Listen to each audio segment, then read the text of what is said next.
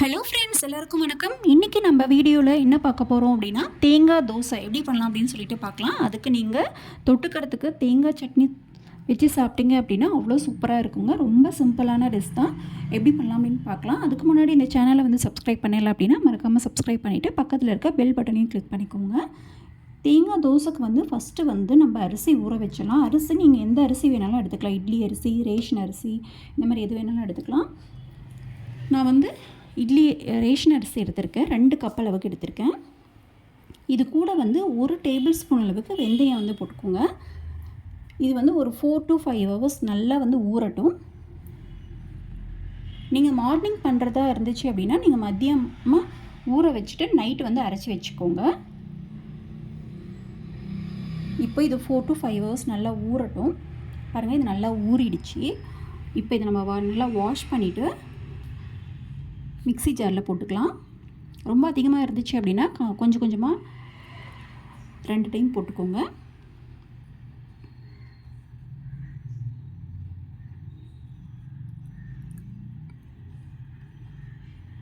இப்போ இதை அரைச்சிக்கலாம். நல்லா தண்ணி ஊற்றி நைஸாக அரைச்சிக்கோங்க. இது கூட வந்து ஒரு கப்பில் வந்து ஒரு 50 கிராம் அளவுக்கு வெள்ளை அவுல் எடுத்து ஒரு 10 நிமிஷத்துக்கு ஊற வச்சுருங்க. வாஷ் பண்ணிவிட்டு இது ஊறிட்டு இருக்கட்டும். அதுக்குள்ளே அரைச்சோம் அப்படின்னா கரெக்டாகிடும் டைமு. வாஷ் பண்ணியாச்சு. இப்போ தண்ணி ஊற்றி ஊற வச்சிடலாம். இது 10 நிமிஷத்துக்கு ஊறட்டும். அதுக்குள்ளே நம்ம அரைச்சதை வந்து இந்த பாத்திரத்தில் வந்து ஊற்றிக்கலாம். பாருங்கள், இந்த மாதிரி நல்லா வந்து நைஸாக அரைச்சிக்கோங்க. இந்த மாதிரி 2 டைம் வந்து போட்டு அரைச்சிக்கோங்க அரிசியை. இப்போ வந்து இது கூட தேங்காய், ஒரு கப் அளவுக்கு தேங்காய், நீங்கள் துருவின தேங்காய் கூட போட்டுக்கலாம். இது கூட நம்ம ஊற வச்ச அவல், அது வந்து ஒரு 5 நிமிஷம் டக்குன்னு வந்து ஊறிடும். அதையும் வந்து எடுத்துகிட்டு தண்ணியெல்லாம் வடிச்சிட்டு எடுத்துகிட்டு அது கூட கொஞ்சமாக வந்து தண்ணி ஆட் பண்ணி அதையும் வந்து நல்லா வந்து நைஸாக அரைச்சி எடுத்துக்கோங்க. இப்போ அதையும் வந்து இதில் ஊற்றிடலாம். இதில் நீங்கள் எதுவுமே வந்து ஆட் பண்ணவே தேவையில்லை. வேறு எதுவும் பேக்கிங் சோடா, ஈனோ எதுவுமே ஆட் பண்ண தேவையில்லை. இது நல்லா வந்து மிக்ஸ் பண்ணிக்கோங்க.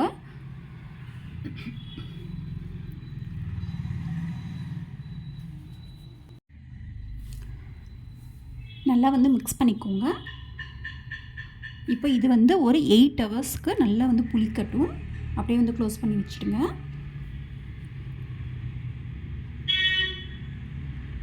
எயிட் ஹவர்ஸ் புளித்ததுக்கப்புறமா இப்போ எடுத்து பாருங்கள், நல்லா வந்து சாஃப்டாக இருக்கும். இப்போ நல்லா வந்து மிக்ஸ் பண்ணிவிட்டு தேவையான அளவு உப்பு மட்டும் ஆட் பண்ணிக்கோங்க. வேறு எதுவும் ஆட் பண்ண தேவையில்லை.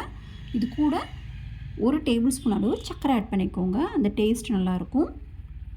இப்போ நல்லா வந்து மிக்ஸ் பண்ணிவிட்டு நம்ம தோசைக்கல்லில் வந்து ஊற்றிடலாம். நல்லா ஹீட் ஆகிட்டு பின்னாடி தோசைக்கல் அதில் இந்த மாதிரி ஊற்றிட்டு லைட்டாக வந்து ஸ்ப்ரெட் பண்ணிவிட்டு அப்படியே வந்து க்ளோஸ் பண்ணி வச்சுடுங்க. இதுக்கு நீங்கள் எண்ணெய் கூட அப்ளை பண்ண தேவையில்லை. பாருங்கள், எவ்வளோ சாஃப்டான தேங்காய் தோசை டக்குன்னு நமக்கு ரெடி ஆகிடுச்சு. இதுக்கு தேங்காய் சட்னி தொட்டு சாப்பிட்டு பாருங்கள், ரொம்ப சூப்பராக இருக்கும். கண்டிப்பாக வந்து இந்த மெத்தடை வந்து ட்ரை பண்ணி பாருங்கள். நன்றி, வணக்கம்.